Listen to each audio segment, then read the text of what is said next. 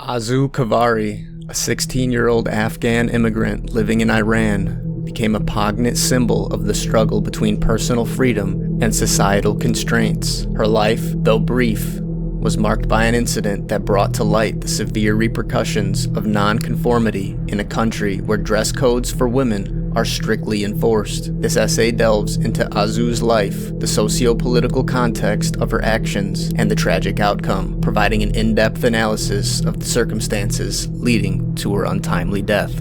Arezoo Khavari was a student at Kosar High School in District 20 of Shahr-e Rey, Tehran. Born in Afghanistan, her family had moved to Iran, seeking refuge from the turmoil back home. As an Afghan national in Iran, Arezoo faced not only the general societal pressures, but also the added scrutiny often directed at immigrants. The context of Iran's mandatory hijab policy is crucial to understanding Arezoo's situation. Since the Islamic Revolution in 1979, Iran has enforced strict dress codes for women, mandating the wearing of a hijab in public spaces. This law is not just about attire, but symbolizes broader themes of control over women's autonomy, identity, and public expression. Non-compliance can lead to severe repercussions, ranging from fines, arrests, to social ostracism. Arezoo was described by family and friends as vibrant and social, traits that might have been seen as both her strength and her downfall within the confines of her school environment. Her love for dancing was an expression of joy and perhaps rebellion against the stifling norms imposed upon her. During a school trip, an event meant for enjoyment and learning, Arezoo was recording a dance without her hijab. This act, seen through the lens of the school's enforcement of Islamic dress codes, was interpreted not as an innocent act of youthful exuberance, but as a direct challenge to authority. The video of her dancing was handed over to the school's principal,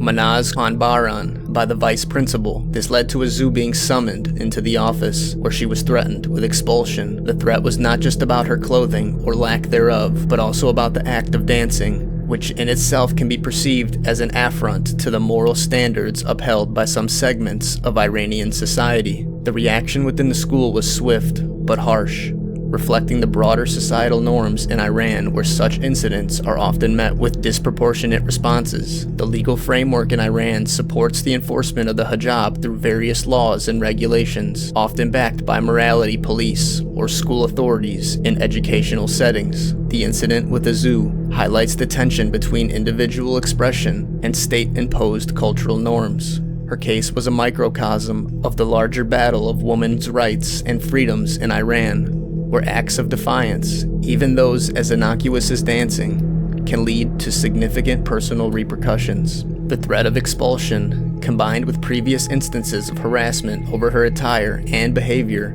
accumulated in an overwhelming pressure for Arezoo. On November 4th, 2024, she took her own life by jumping off a building, a decision that underscores the despair felt by many young women facing similar oppressive environments. Her father, devastated, filed a complaint against the school officials, pointing to the systematic issues within educational institutions regarding the treatment of students, especially girls, who do not conform to the rigid expectations of behavior and dress. Arezoo Khavari's story is a stark illustration of the clash between cultural enforcement and personal freedom, particularly poignant in the context of youth. In Iran, where the younger generation is increasingly exposed to global culture through digital media, there's a growing dissonance between traditional expectations and modern personal expressions.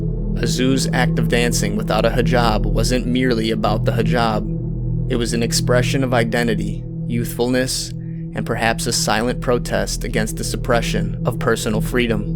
The death of Arezoo Khavari is a tragic reminder of the complexities surrounding freedom of expression in countries where state and religious laws heavily dictate personal behavior. It underscores the urgent need for dialogue on human rights, particularly the rights of women and minorities to express themselves without fear of punitive action. Her story, while deeply personal, echoes a universal cry for understanding, tolerance, and the right to one's own identity, highlighting the broader implications for human rights worldwide. As society looks upon this event, it must reflect on how to nurture environments where young individuals like Arezoo can grow, express, and live without the shadow of severe societal or legal repercussions for being true to themselves.